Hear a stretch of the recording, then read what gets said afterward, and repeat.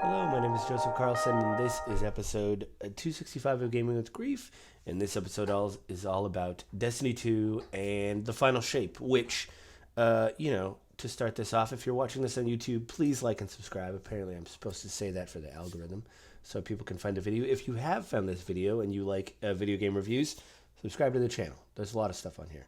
But with that, we'll get on to the episode. Just as to be clear, I finished the main campaign of the final shape.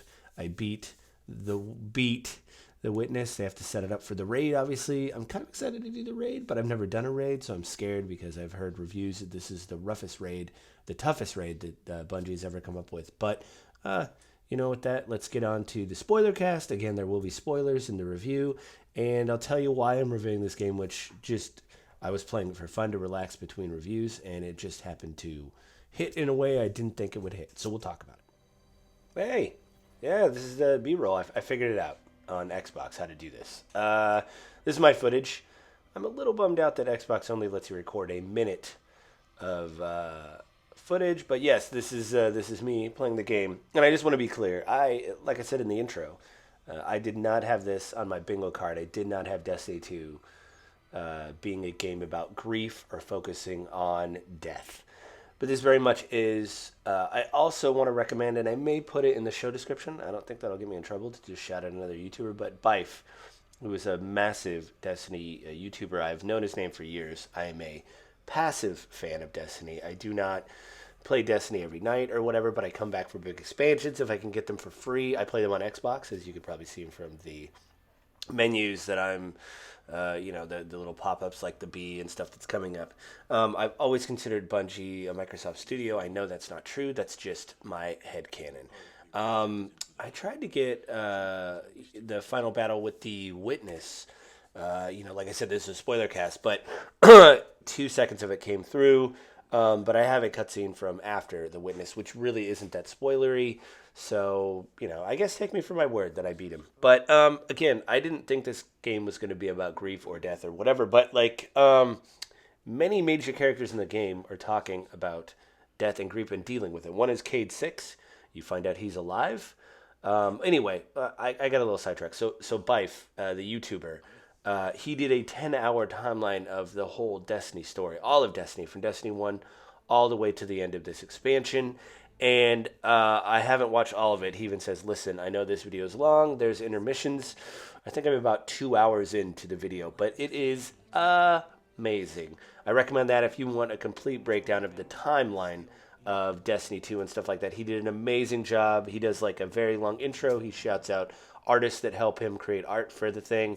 But I'm telling you that because it gave me more context for this expansion. Destiny 2, again, has these themes of light and dark, life and death. The idea that there is a gardener and a winnower, like these people that, if I'm saying that correctly, if these are people that reap and sow, things like that. But what I love about this is the fact that the the idea of life and death and where the witness comes from, the idea that, as I understand it, has been that I can understand the story, the idea that everything must be frozen in time. Life and death are the cycle that must end.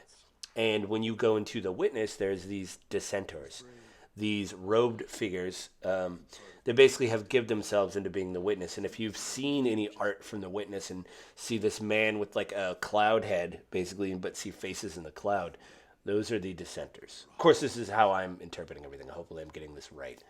But the idea that he wants to freeze everything in the final shape, the witness, and put everything in stasis. He doesn't want the cycle to continue. He wants it to stop, and not in like the death is the end. Of course, something will be born from that. That's annoying too.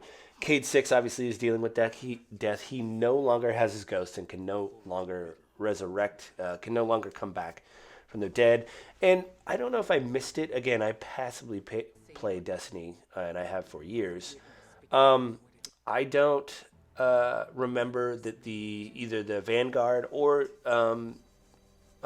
Guardians in general can, name their ghosts, which I think is pretty crazy. I did not know that Zavala's ghost is named Tarj. I did not know that Cade's ghost was called Sundance, and I did not know that there was one other one you find from the Witch Queen expansion. Yeah, I like him because he's a little bit smarmy. I forget his name, but I like him. But your ghost is named Ghost, which I understand for purposes. They couldn't. They couldn't come up with a name. You know what it reminded me? It kind of reminded me of Ghost of Tsushima a little bit. The idea that they gave you prompts to name your horse, and you named it things. I wonder if they could do that in whatever Destiny is next. Of like, hey, you're gonna get a ghost. Here's 3 or 4 names. What do you want to name it? And that's the dialogue option we do for your ghost and maybe, whatever. Anyway, I'm getting sidetracked. I was just thinking about this game. Cade 6 is dealing with death. Obviously, he cannot be resurrected anymore. So obviously, the thought of mortality. He talks to the Crow, which is I understand is the brother of the Queen of the Awoken. Now, I missed this whole saga and don't know a lot about the Awoken, but they do a good job of like laying out who these people are. The woman, I think her name was Holiday. She was in the hangar. She worked on the planes and things and stuff like that, or the ships. She died apparently, and I don't know if Crow was in love with her, the brother of the Queen of the Awoken, or if he was just very close to her and she died. Cade and him reflect on death a lot.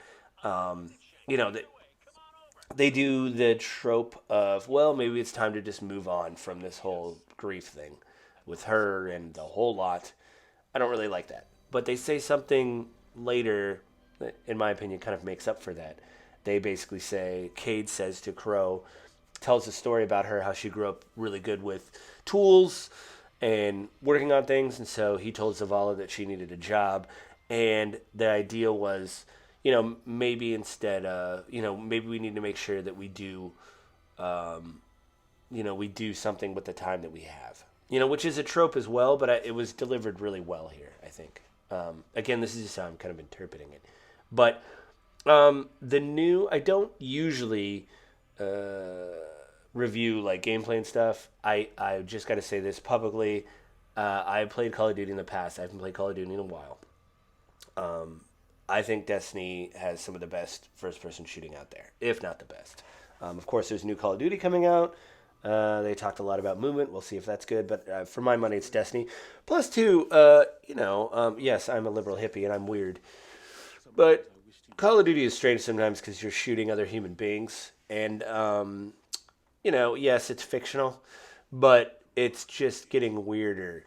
Destiny, you're shooting aliens that aren't real. So it feels pretty good. Plus, they're pretty rough to kill. The idea of being resurrected right away is fun. And to have magical powers in space and shoot fire, which is, I play a Titan. I love the Hammer of Soul, the soul power, the fire power, like literal catching people on fire. My grenades burn people, my shield. I just want people to burn in the game. And it's so fun. Obviously warlocks have their void power, all this stuff is just really fun. So that's what I'll say about the gameplay. It's better than it's ever been, and it's really good. Back to death. That was a weird aside. I just thought I'd say it. I had to get it out. I have it in my notes. Zavala is obviously dealing with death. He was originally Zavala was voiced by Lance Reddick, who tragically passed away. And they recast him with Keith David, who is amazing. Keith David's been a voice actor for years and has such a distinct voice. And they always say, it's not just your voice, it's if you know how to use it. And he definitely knows how to use it. He gives a performance of Zavala, which I like. I've heard some critiques online because he's a little bit more passionate in this because it obviously is a different voice actor. And it's the idea that the witness shows you that there could be neither life nor death, that we could put you in this weird stasis. This in-between place where you wouldn't have to suffer. And Zavala's wife and child died in a raid, I think, on his farm. You have to go help with that raid. He's reliving the memories. And you have a cutscene where Zavala goes into his house after the fight and sits down at the kitchen table with his wife and basically touches her hand. She's made of stone. And it's the idea of, I could give you this all back. You just have to give in to the final shape, basically. And Zavala doesn't. Later in the campaign, he's very reckless. And I've heard some critiques of that. And I don't know, I don't know how Lance Reddick would have played it. I don't, but Keith David did an amazing job. I heard behind the scenes that obviously the family of Lance Reddick kind of said, "Hey, everything's do what you got to do." Maybe they knew Keith David or they met him, and it was all good. But I heard it was all behind the scenes. Everything was fine. The family was okay with this going forward. Um, I gotta say that I didn't find it as jarring. I think Zavala has this position of he's got to get in the game, and he kind of agrees that we need to take down the witness. I think at the end of the day, he makes some kind of troubling decisions. Some of the last missions, there's a strike you do, which by the way, I got Sherpa through a strike, but because no one was communicating, and you could tell that the people in my strike team had done it several times. I just went with the flow, and that's the one thing like Final Fantasy 14 that I got to critique about Destiny 2 is, I'm with people I don't know, and it's great to be led through everything, but I don't know what's going on. I don't get story purposes. You don't get time to sit and kind of look at the architecture and like look at the layout of the place because you're just running forward and shooting things because you got to get it done, which I guess is fine. But who else is dealing with death? You obviously, your ghost is being more and more injured, voiced by Nolan North, obviously of Uncharted fame and Assassin's Creed. He's done so much. He was David in The Last of Us. I saw a retrospective of Peter Dinklage, and listen, I don't want to take this time to dunk on Peter Dinklage's voice acting. I know in the original Destiny, a lot of people had problems with it. Bungie, it sounds like, had a problem with it. But I don't think Peter Dinklage has done a lot of voice acting, at least not that I've seen. And so maybe he wasn't able to bring that kind of like nuance to the role, and it's rough. Hey, you're playing a robot. Oh, okay. And you do voice lines saying things like proper nouns like the wizard and the moon, and that was like his most famous line. But, just his line reading was a little flat. But he's playing a robot, and if you don't do a lot of VO, it's, what you got. And, they were probably excited at the time. And everybody, rips on the director, the voice director, but he's probably like exciting in the studio. They're doing extra takes, and they think this is good. But then when everything probably gets mixed together with the sound effects and the orchestra score and like all this stuff, it's like, God, it didn't hit, And Nolan North, I think, with this idea of death and life, kind of brings this bigger humility to the game, and he sounds hurt. The traveler is really infecting him. The ghost, his shell is beginning to crack, and he's beginning to sound a little bit sicker. And he does a great job of kind of portraying that as being a little robot. And, I got different shells to put on him, but I'm a very plain man. So, like, I have this kind of plain shell. But I wonder, I don't know if there's a quest later on to fix him. I hope there is. I want him to be better. I want to heal someone. And you run into someone, I think Mika 10 is the name, a guardian that is trying to find lost ghosts that have been lost in the Traveler.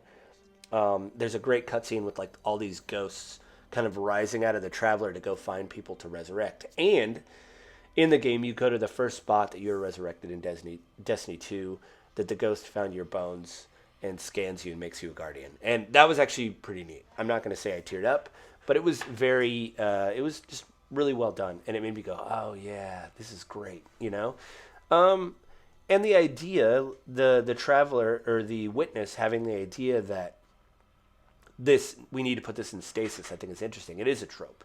There will be no life. There will be no death. There will just be, this is great. But, misguided, I think. And, I, I applaud them for taking like this overall, because, it's been 10 years. And so now apparently with these echoes after the raid, you go and find like remnants of the Traveler, like these dots of echoes of the witness, because once you killed him, I guess some things exploded. I saw their little promo. Bungie did a little promo about it. Things have exploded and landed on different planets, which is bad. But it's weird in a big budget game like this, I think, just like I talked about with like Gotham Knights or The Last of Us or anything, when you deal with themes of grief and death, to me it's a big ask.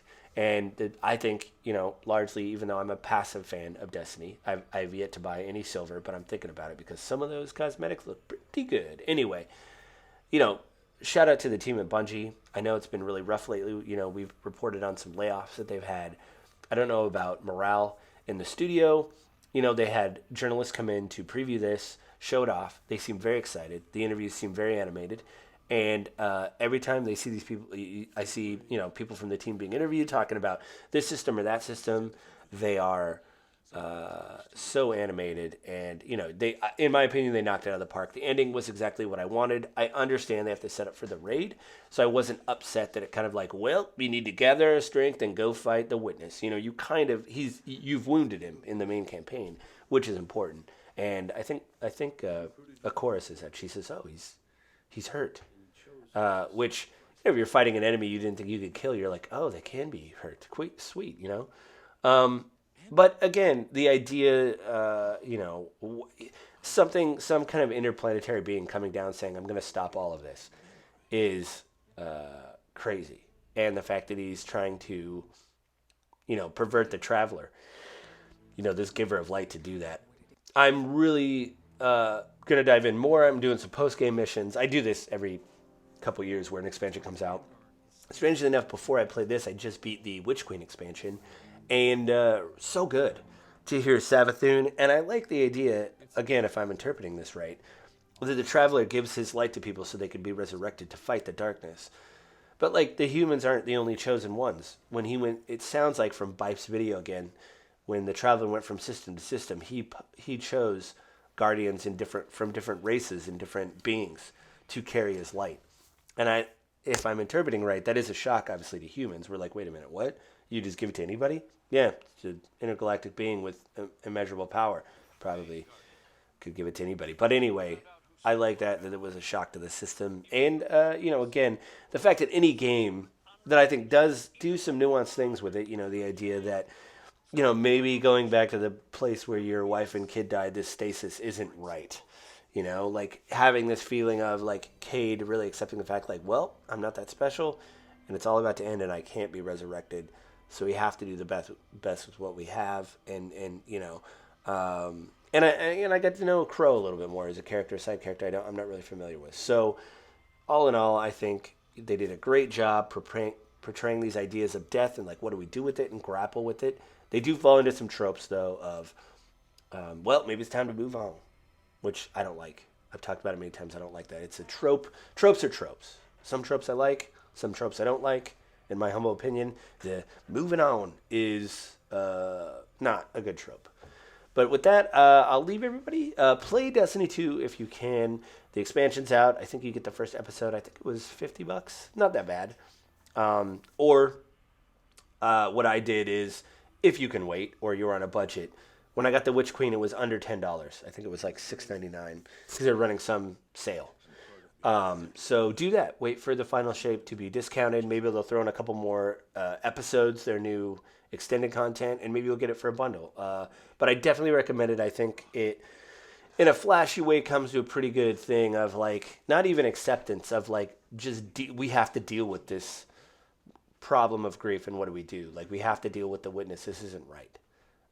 They're kind of going through the process of it. So, I think that's it this week. With that, I will leave everybody. Everybody have a good week, and I will talk to everybody soon.